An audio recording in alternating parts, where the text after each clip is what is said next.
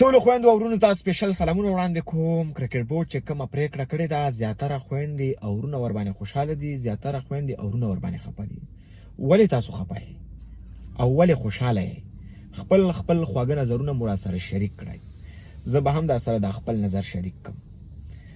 دغه پریکړه بیخي ښه پریکړه شوې ده، ځکه چې د یو غریب زوی ته به پکې حق ورکول کېږي. انشاءالله د غریب زوی سره به پکې ظلم نه کېږي.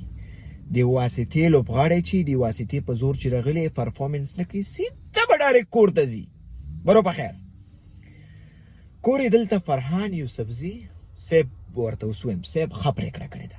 زه د دې پرېکړې ملاتړ کوم. کله چې همدا فرحان یوسفزي صاحب غلط کار وکړي، همدا رحیم صدیقي ورپسې راځي. ځکه تاسو ته خو ما همیشه ویلي چې زه د کورونا نه بدتر یم، په چا باندې بریک نه نیسم. نه د فرحان یوسفزي صاحب ته چاپلوسي کوم، نه رئیس احمدزي ته چاپلوسي کوم، او نه نورو کسانو ته چاپلوسي کوم. حق خبره کوم. او د ما د سپینې خبرې په زیاترو باندې بدې لګېږي لکه ایټم بم چې د چا زړه خفه کېږي، سل ځل دې زړه خفه شي. د ما زړه په افغانانو درد کوي. اوس به راشو رئیس احمدزي ته.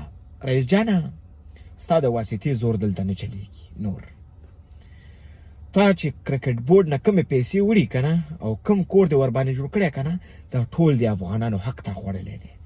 تا مخکې دا خبره کړې وه چې ته په خپله تنخوا باندې چلېږي. په افغانستان کې به څه تنخوا وي؟ 1 لک 2 لک روپۍ. اخو تا د کور هم نه کېږي. تا د غریبو خلکو سره ډېر ظلم کړی دی.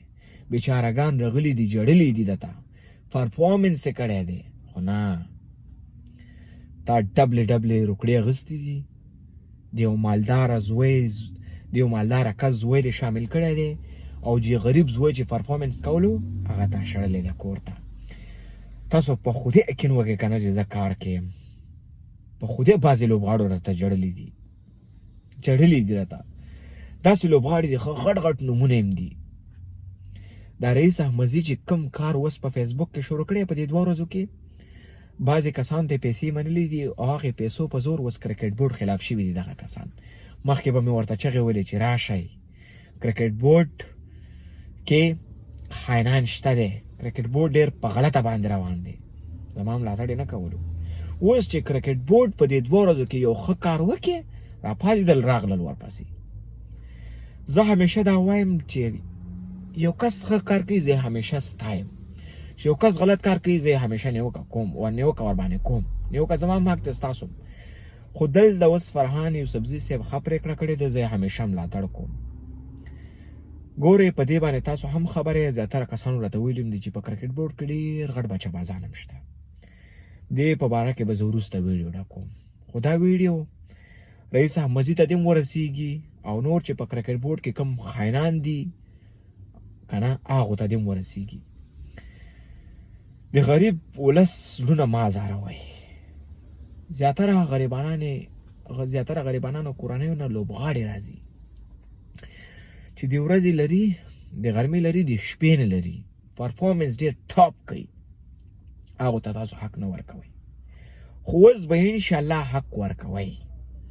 دا کوم تغییرات چې راغلل که نه، زه امید لرم، زما افغانان خویندې او ورونه امید لري چې حق به حقدار ته اوس انشاءالله ورکوي.